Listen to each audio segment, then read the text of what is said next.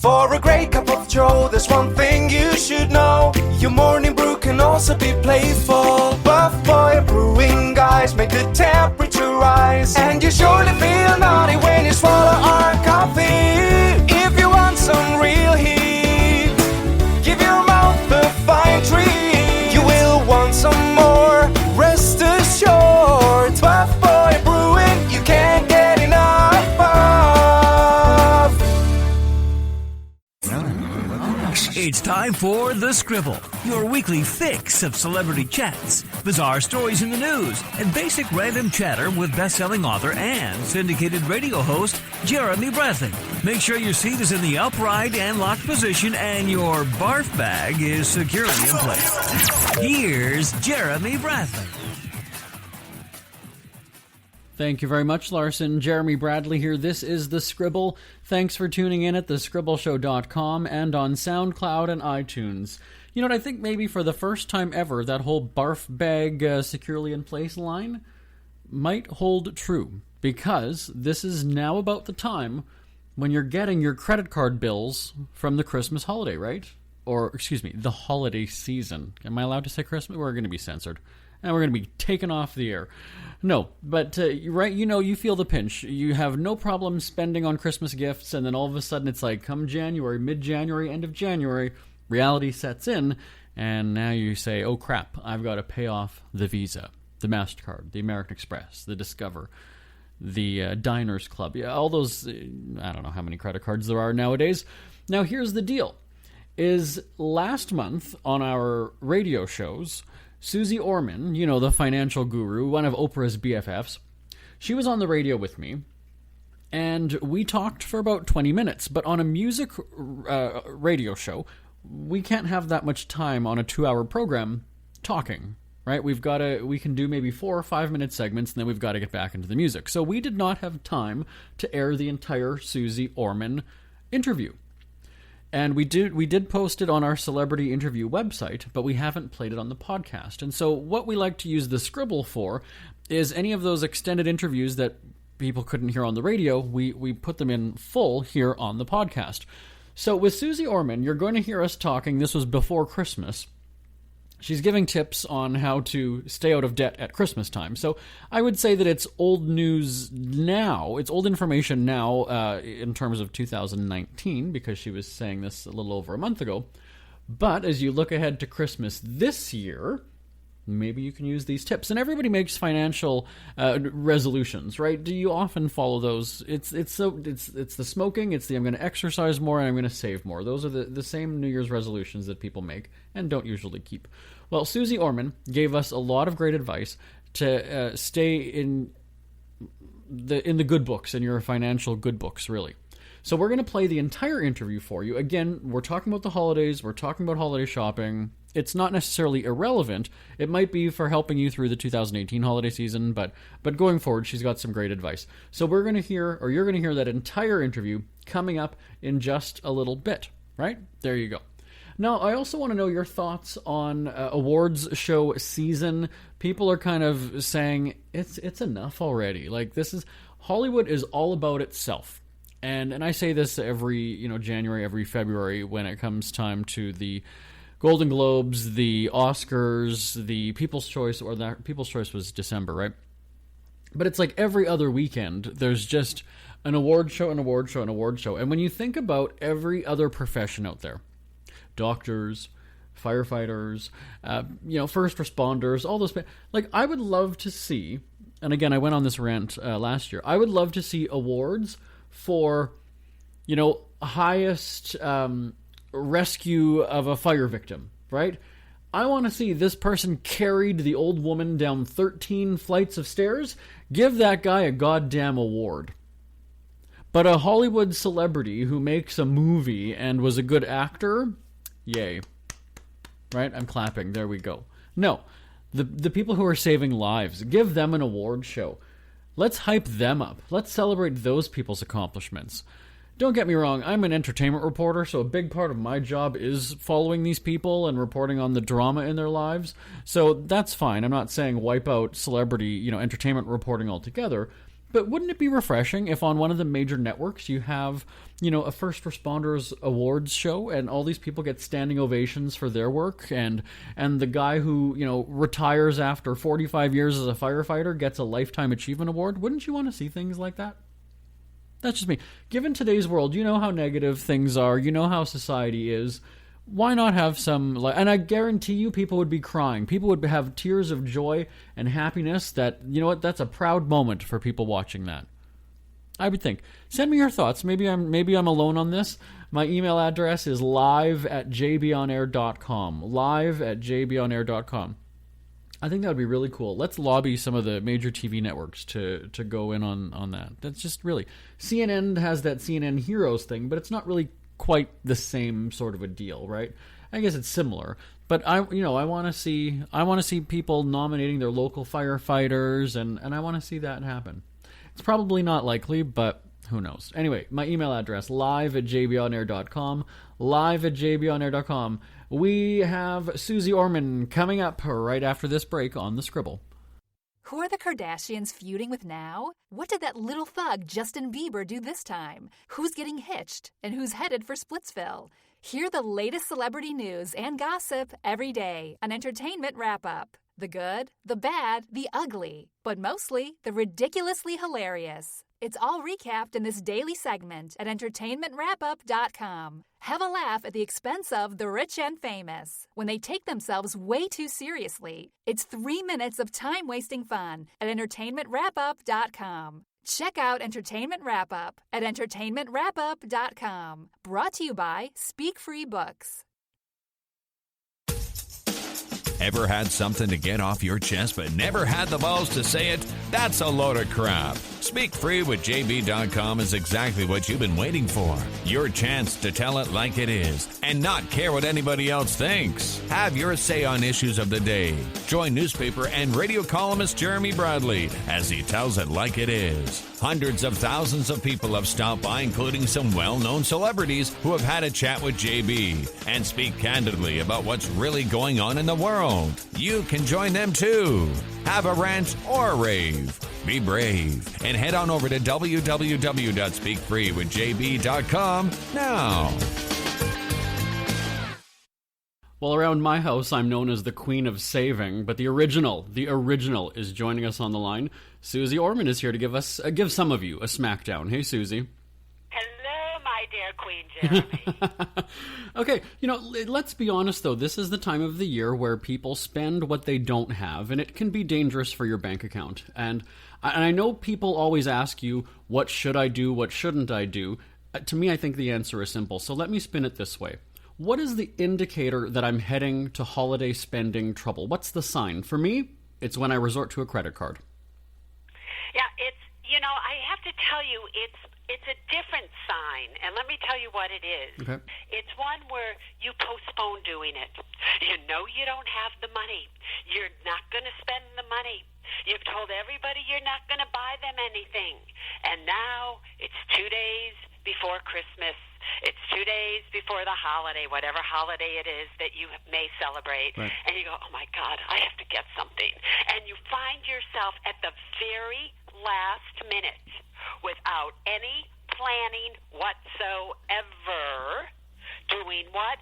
Running into a store, and the first thing that you see is the thing that you buy just simply so you don't have to show up empty-handed. The truth of the matter is, Jeremy, everybody has to put everything on a credit card. So, of course, that's a danger sign. They all do it with the hopes of, when the bill comes in, I'll pay it off in full. The real danger is when the bill comes in and the minimum payment is only $5. That's what they send in. So since everybody uses a credit card, that's not the problem. The problem is when you're spending money you don't have, in most cases to impress people you don't even know or like. But what's the trick, though? Because sometimes you can get caught up in that moment, right? You find the perfect gift for this person, and then, now there's this, and I see this, and I see this. So I guess the trick is just walk away. When you've checked everybody off the list, I guess, that's it. Well, I would do a pre-plan. First of all, in my household, and I have a lot of money in my household, we have never purchased a gift for a holiday yet. So when Christmas comes, we all have to make somebody something. I just had 17 people a few weeks ago for Thanksgiving. And when you come for Thanksgiving, you also, have to write a letter. You have to say what you're thankful for. Same thing for Christmas. Make me a little angel out of paper.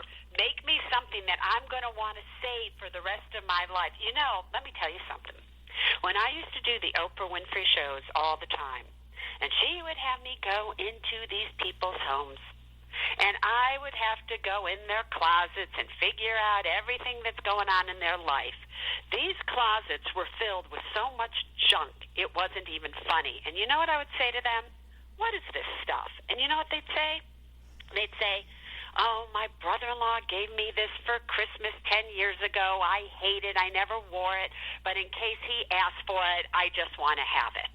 Right.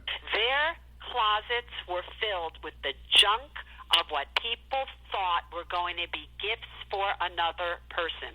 Here's the test. Ask yourself, what were you given 1 year ago for Christmas by X, Y, and Z? And chances are you won't even remember, but yet that person is still paying for it on their credit cards. Are you kidding me?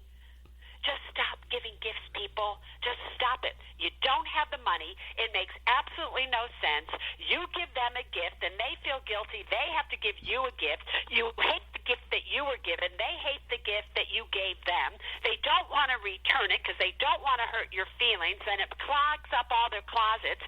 Then they can't see the things that they need. Then they go out and buy what they need again, even though they had what they needed because your gift is blocking what they needed. Stop it. Just stop it right here and stop it right now. Yeah, and I think, it's true that as we get older and, we start to value our relationships with friends and family a little bit more, and I wrote a plug for my best-selling Cheapskate book, The Official Guide to Being a Winnipeg Cheapskate. But at the holidays, with my brothers and I, we don't buy each other stuff, just like you're saying. We don't, they have everything, right? They've already got a wife and kids who already have gifts as well. So my brothers and I, we do a night. We play old school video games. And so, we might order a couple pizzas or whatever, but we're certainly not spending $50, $75 on each other when we don't need to. We're enjoying the time together. Yeah, and the main thing is, everybody, if you're buying a gift for somebody and you're putting it on your credit card, and the credit card's from a department store, and all you can pay is the minimum payment due, and you're paying 21, 24% interest on it, it's going to take you 10 years, 3 years, 5 years. You're going to pay triple whatever that thing costs. If you're spending $50 to buy it today, by the time you have paid the minimum payment due and it's paid off, you spend $150 on something that somebody doesn't even want. Right. And, with my nieces and nephews, I guess I'm kind of the bad uncle or the boring uncle. I'm a creative person, so I have no problem going to the dollar store and getting you a package of markers or paints and construction paper and spend, hey, if you tell somebody you spent $5 on a Christmas gift, you're cheap, right? You didn't, but hey, I'm encouraging your creativity. I want you to exercise your mind. So you know what? I'll do a $5 gift for a niece or nephew. That's okay, right? The other thing you can do is go into your closets, your garages, your cupboards, and take out every single thing that you haven't worn, played with, used in the past 6 months or 1 year. Mm-hmm. And all of you should bring all of that stuff to a party and put everything in the middle. And this is money that you've already spent. So let's make good money out of bad financial decisions. And then everybody gets to choose something from this pile that you want and maybe you need. And maybe somebody else didn't want it, but now everybody's having fun, and whatever left all goes to a charity. Yeah. Just that simple. Mm-hmm. And you have a book called Women and Money, so now we'll plug your book. But let's tie this into the holidays. And I realize that men can overspend just like a woman can. But do you find women are more prone to doing this at the holidays because they're, maternal and want to make people happy? And I'm not asking this in a sexist way. I just want to know what your observation is. No, it's single mothers will do it more than anybody. And because they feel really guilty that their kids don't have another parent sometimes, or, they just got to make up the lack to their kids. Mm-hmm. But here's what's interesting is that times have changed, Jeremy, where women now are usually, in many households, the primary breadwinner. And men are starting to spend money they don't have on boy toys, more electronics, more shoes, more shirts, whatever it may be, so that they can look cool. And especially if they're stay-at-home dads, oh my God. They're treating their boyfriends more when they go out. They're spending more money than they ever spent before. And they're starting to exhibit financial behaviors that women used to exhibit years ago when they were stay-at-home moms and they didn't work. So, and they weren't the main wage earner. And so it's the whole paradigm shifts are really changing. They're shifting. And so it's fascinating. So no, women, especially if they don't have money, and I do a lot of work now with women who have survived abusive relationships, and financial abuse is really my main topic that I'm dealing with at this point in time. And it's those women now that are starting with a little guidance to understand, oh, it's okay if we don't spend money that we don't have. I'll just tell my kids about it. And they're starting to step up. It's very fascinating. The whole thing's fascinating, if you ask me. Well, I was going to ask... But I have to just tell you one more thing about my book, Women and Money. Okay. If you have debt out there, don't go buying my book. I don't want to contribute to your debt. Absolutely. Are you kidding me? Get yourself to a library or borrow it from somebody. There's millions of copies of them out there. But don't go buying a book of mine if you've got debt. You got that, everybody? There you go. Actually, no, you put it on your Christmas list and you have somebody else buy it for you. There you go, Susie. Chances are they have debt too, though. That's true. But let me ask you, though, because you've written so many books, a lot of times on the same, it's about finances. How do you not run out of steam, I was going to ask. But I guess because, society is changing all the time, you're constantly having new stuff to write about. Well, I haven't really written a new book now since 2011, I think, when it was the Money Class. Women and Money is just a reprint of an updated book that came out in 2007 that was a #1 New York Times bestseller and sold millions of copies back then. And the only reason I updated it is because women's roles are changing, and the whole Me Too movement and why women said yes when they should have said no was because they needed the job, they needed the promotion, they needed the money to support their family. So I thought it was the perfect time to bring it out again. But I'm one of these people that's starting to believe that podcasts now, and I have a Women in Money podcast that's out, and we're starting the second season in January, and things that I'm doing with financial abuse is that I'm not sure that you're going to see another book for me. I've written, 9 #1 New York Times bestsellers. There's 10 books that I've written. I'm not sure that the world needs another book from Suze Orman, to tell you the truth. As long as we get you in some fashion, we're okay. In some fashion, the podcast will serve, suffice for now. But trust me, you'll start seeing me make my mark with women who have been financially abused. Do you know that 1 out of 4 women have been abused? 1 out of 8 women get breast cancer, just to give you an idea of the stats of the financial abuse that's going on. It's a serious, serious topic, and it's one that most people don't even know they're being abused because nobody's ever talked about it. Yeah, and again, sort of even like debt, it's one of those things where you just sort of brush it under the rug, you don't want to call attention to it, and you keep it to yourself. Or you don't even recognize it because it doesn't have a black and blue mark.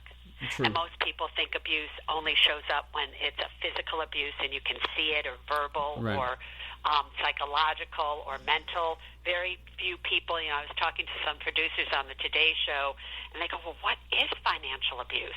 What is that, Suze Orman? I'm like going, really, everybody? Really?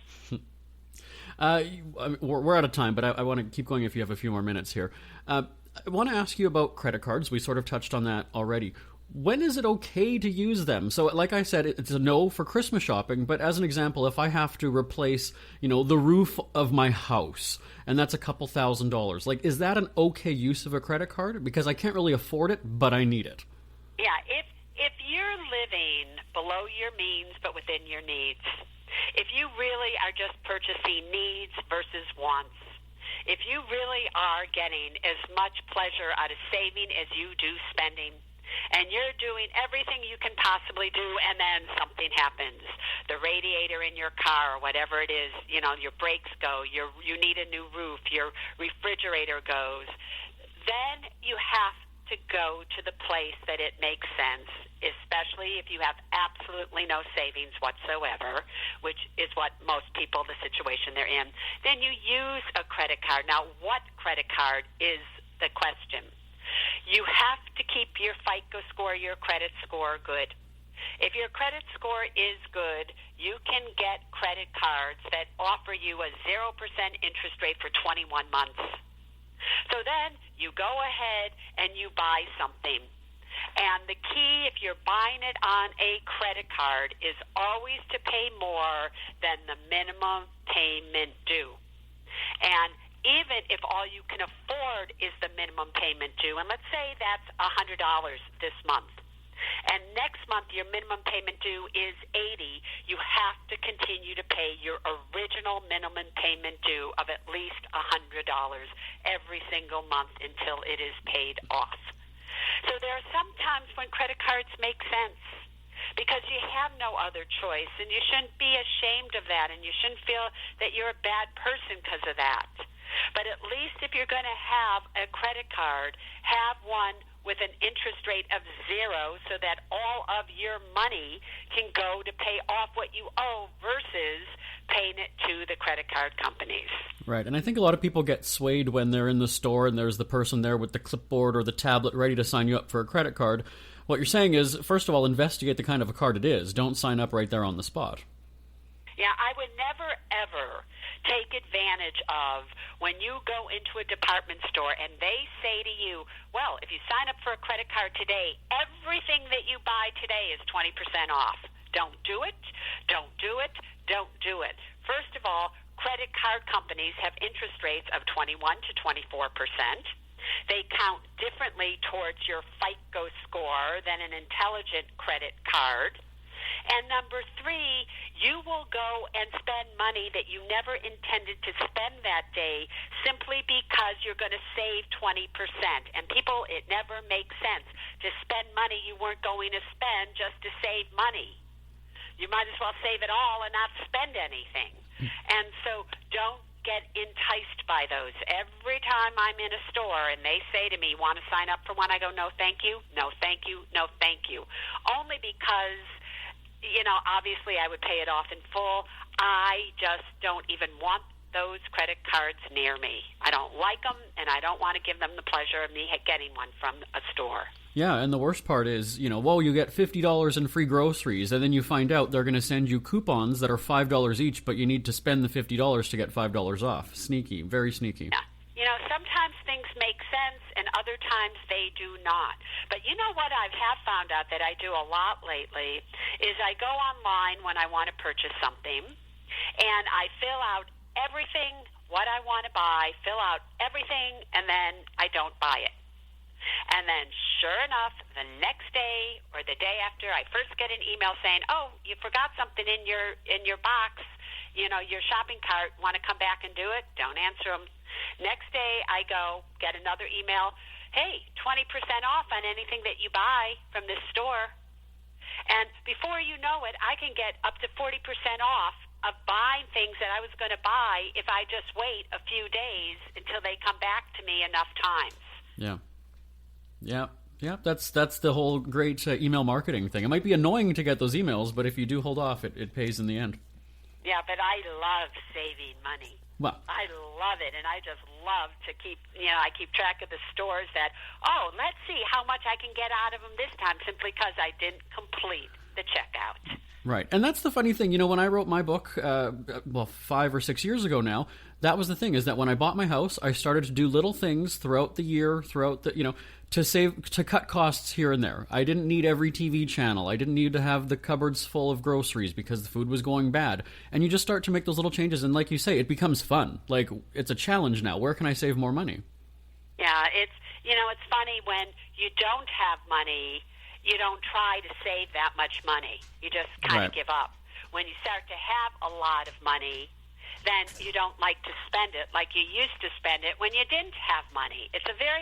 Money is so fascinating, right? But it definitely will teach you a lot about who you are. Absolutely. In our final moments, I know we've got to get this wrapped up. I want to see if my saving tip here gets the Suze approval. So dogs, pets can be expensive. We know that. So what I started doing when I got my first dog 10 years ago was I opened up a savings account. $5 a week was automatically transferred into a savings account. Over the course of a month, that's, $20, $25. Over the course of the year, that's a few $100s. And then I got a second dog, and then I made that $10 a week. Automatic transfer, didn't even notice it.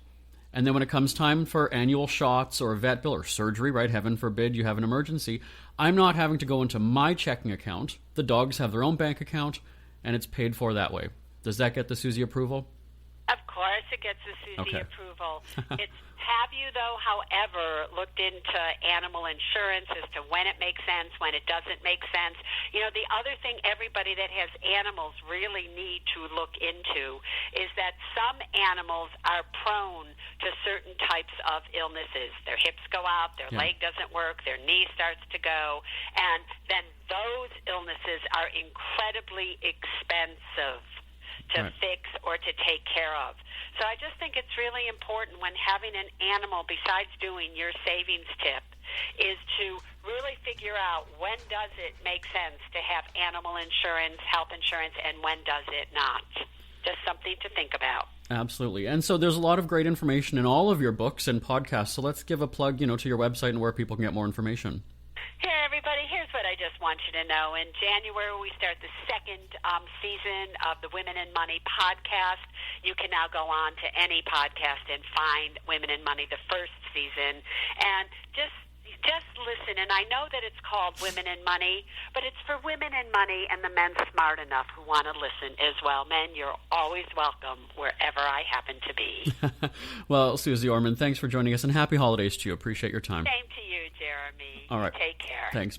Isn't it crazy that you wait for payday, but before you know it, you're strapped for cash again? It's time to stop blowing your money and become a smart spender with the book, The Official Guide to Being an American Cheapskate at cheapskatebook.com. Learn simple ways to cut costs at home every day and during special times of the year. Don't go broke at Christmas. Don't remortgage the house for a fancy vacation. The book is filled with tips to save you money throughout the year. Check out the best-selling book, The Official Guide to Being an American Cheapskate at cheapskatebook.com or on Amazon and iTunes.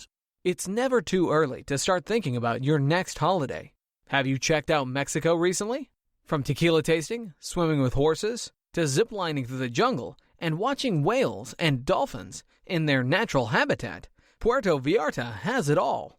Visit mexico.jbonair.com to see all the fun PV has to offer. That's at mexico.jbonair.com for hundreds of photos, interviews, and videos from around the tourist hotspot. Check out mexico.jbonair.com for all the fun. That's mexico.jbonair.com. We hear you chirping. Get scribbling. Tweet up the Scribble at The Scribble Show. Join the discussion with Jeremy Bradley. It's all going down right now on Twitter at The Scribble Show and at thescribbleshow.com. That's right. We are on the Twitter. My thanks to Suze Orman. Again, we talked, it was early December when we recorded that interview, so yeah, the holiday information. Now, I did mention during that clip my book, The Official Guide to Being a Winnipeg Cheapskate, a bestseller. And the reason that I wrote that, and I'm certainly not a financial expert, I have never claimed to be, but when I bought my house now 11 years ago, I had a new appreciation for every penny that I made. And I was an entrepreneur. I just started my own company at the time. And I wasn't leaving the light on in every room that I wasn't in. I didn't have every TV channel known to man that I never watched, but I was paying for. I didn't have a full fridge and cupboards like we had when I was growing up in my parents' house. And all the stuff that your mom told you about, but you didn't give a crap because you weren't paying the bills. So it was little things that I was doing throughout the course of the year at home, when I traveled, for different holidays. Little things, little changes that you can make that add up over the course of a year. Now, again, I'm not saying that you're going to save thousands of dollars and you're going to retire early. That's not what the book is about either. And it's also not telling you not to spend your money. It's saying be mindful of where you're spending so that you can have more to buy the frivolous stuff that you don't really need but you want anyway. So check out the book. It's called The Official Guide to Being a Winnipeg Cheapskate. It's on Amazon, iTunes, a whole bunch of other places where you buy or download books. The Official Guide to Being a Winnipeg Cheapskate. All right, my thanks to the wonderful Suze Orman. Feel free to give me a shout anytime. It's always awesome hearing from all of you. My email address is live@jbonair.com. live@jbonair.com. Talk to you next week. Bye-bye, everybody. Want more Scribble? Check out thescribbleshow.com for past shows, celebrity interviews, cheapskate tips, and more. That's at thescribbleshow.com and on Twitter at The Scribble Show. The Scribble is a speak-free media presentation. If you want some real heat,